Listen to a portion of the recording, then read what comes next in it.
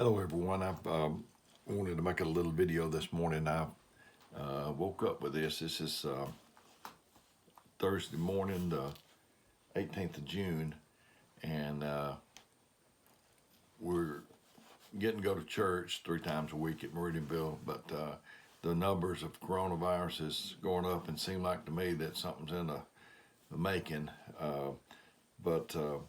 So I was thinking about the coronavirus and what we're going through, and I thought about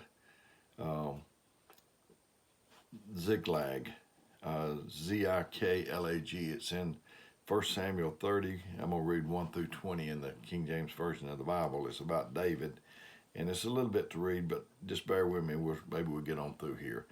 And it came to pass when David and his men were come to Ziklag on the 3rd day that the Amalekites had invaded the south and Ziklag and smitten Ziklag and burned it with fire, and had taken the women captives that were therein. They slew not any, neither great or small, but carried them away and went their way. So David and his men came to the city, and behold, it was burned with fire. Can you imagine that, coming back and seeing the city burnt with fire and all your wives and children gone? And their wives and sons and daughters were taken captives. Then David and the people that were with him lifted up their voice and wept until they had no more power to weep. And David's 2 wives were taken captives, Ahinoam the Jezreelitess, and Abigail, his wife, of Nabal the Carmelite.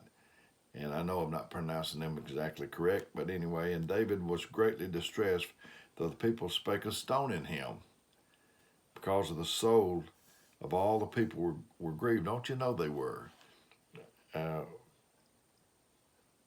Every man for his sons and daughters, but David encouraged himself in the Lord. Sometimes you wake up, nobody's called me yet this morning. Of course, it's about 6:25, but I'm not waiting on somebody to call me. I hope they do, text me or whatever, maybe tell me that they enjoyed these videos. But if they don't, I intend to encourage myself. But David encouraged himself in the Lord his God.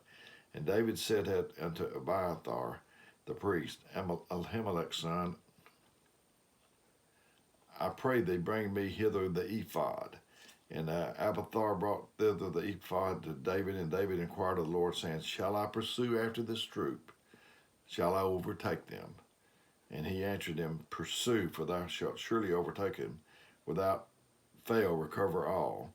So David went, he and his 600 men that were with him, and came to the brook Besor, where those that were left behind stayed. And David pursued, he and 400 men, for 200 abode behind, which were so faint that they could not go over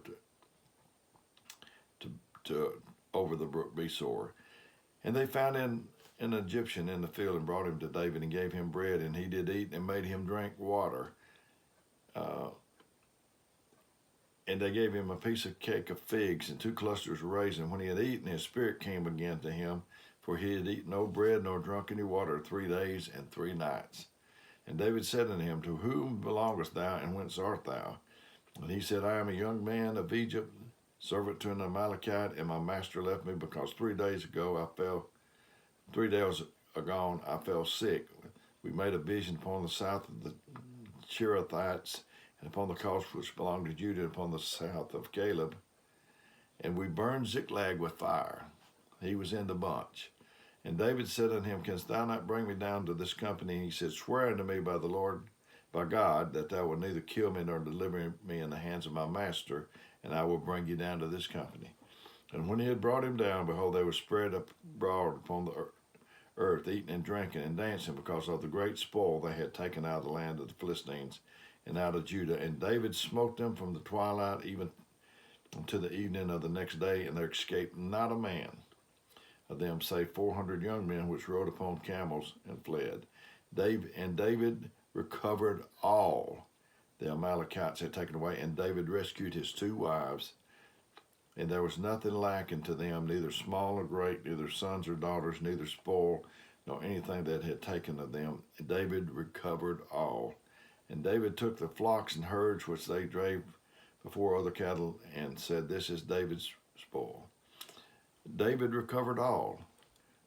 It's like the difference is in Rehoboam, when the shields of gold were taken, he didn't try to give it back.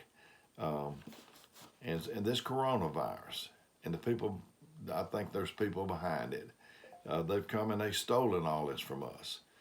So are we going to do like Ziklag? Are we going to try to recover as much as we can? Maybe we can't recover all. David didn't say, do you, any of you guys know how to cook or clean or whatever? We've lost our wives. They didn't settle. They asked God if they could go back and get it. I don't know, brothers and sisters, how much of this we can get back, because I know there's a certain amount of it's fulfilling in the Bible. But if we can't get it all back, how about let's try to get as much as we can. David could have settled because they were talking about stoning him. Have you ever just settled? Maybe you settled for less than you'd hoped for because of the pain and possibility of being disappointed again. It was just easier to lower your sights and just go after something easy. No, when gold is attainable, brass will never do. We had gold. I've been talking about the shields of gold, and I didn't know where it was going to fit in, but we had gold. We could go to church anywhere. I miss getting to go to other churches, and I'm making these videos trying to help as much as I can. Don't become casual, because you'll become a casualty. Proverbs 29:18 says, where there's no vision, the people perish, but he that keepeth the law, happy is he. If we shoot for the moon and miss, we may hit a star. But if we shoot low, we'll hit low every time. So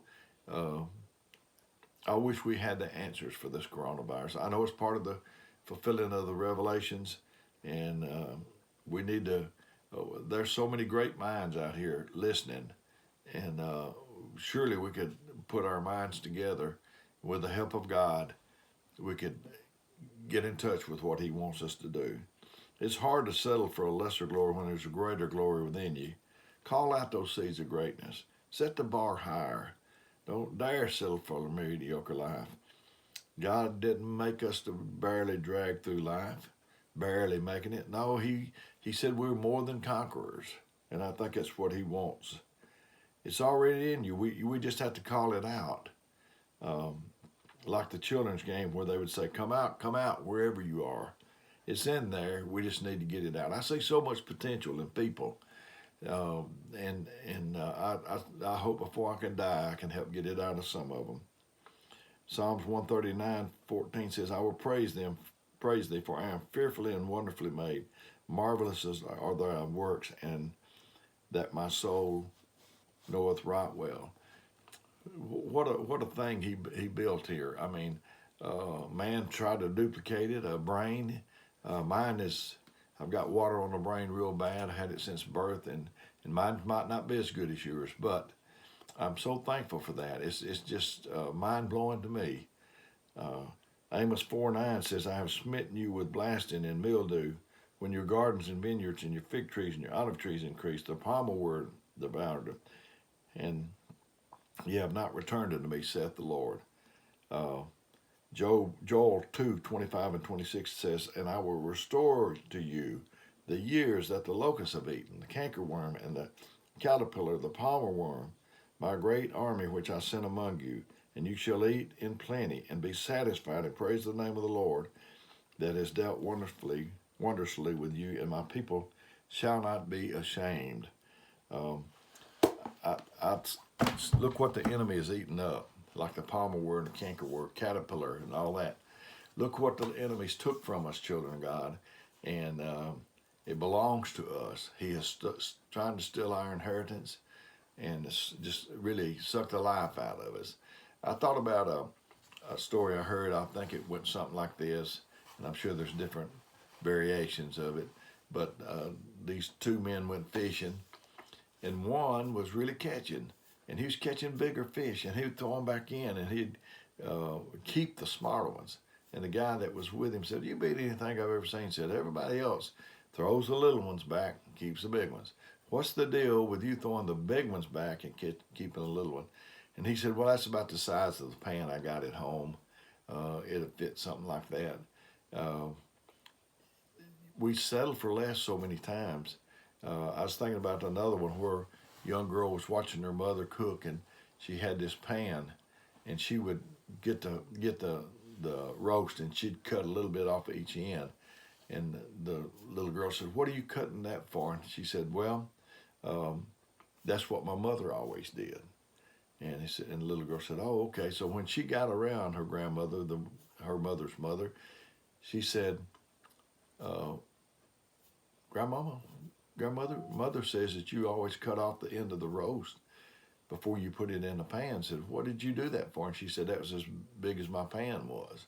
So we need to get us a bigger pan. If we're expecting to be like this, to be cramped down, right now we can go 3 times a week, like I said, but I'm dreading that we get back down to 9 people services like we were, or not even get to go at all. And look around, children of God. Our leaders, our ministers have come down with this virus, and no one's exempt from it. And so I beseech you, I ask you and me to be ready for this thing. If you got some idea of what we can do, if you got some idea of what you want me to do, or need for me to do to help you, let me know, because we got to make it through this. We got to make it through this coronavirus. Look at the people in history, God, the Moses and the children of Israel, Daniel in the fire. I mean, he has never let us down, and he won't this time if we can just get a hold of him. I told him at church last night, Elijah went in that cave. Satan will push you in that cave, and he'll roll a stone in front of you if you let him. But if we do get, and we've been rolled in the cave, look like to me, and if we are, let's use this time, because in a cave, God can get your attention. I remember Brother Hubert Sampson. He had some side pain, and he didn't go to the doctor about it, I don't think, and he never knew what it was, but it would come periodically. And when he did, he would be down. He couldn't go to church for 3 or 4 days, maybe a week sometimes, I don't remember. But his congregation said, he was at Rocky Branch, and they said, boy, if Brother Hubert gets down for 3 or 4 days, just watch out. Because in that time, when you're in a cave, when you're sick, like I was for 7 months, God can talk to you. And I guess it's evident with these last few days how much I've been talking to God's people. And it works for me that way too. In the night at 3 o'clock in the morning, 2 o'clock in the morning, he comes and talks to me. And I told you before, I asked Melinda, I said, doesn't he want to talk at 9 o'clock in the morning? But I understand. And he can talk to me anytime he wants to. I don't care when it is. He's welcome. He's welcome to talk to me. But the reason is because he's got to get you quiet to speak to you. There's so much noise. You go down the road, you look, and there's an advertisement, and you don't even care about it, but you saw it, and the next thing you know, you've done went a different direction. Maybe you was thinking about the Lord before that happened, and that's the way it is. You click on something on your iPhone or your computer, whatever, and that one link takes you to about 14 more. We reading emails, text, and we got our mind pretty well tied up. But may God bless you. I hope that he helps us all.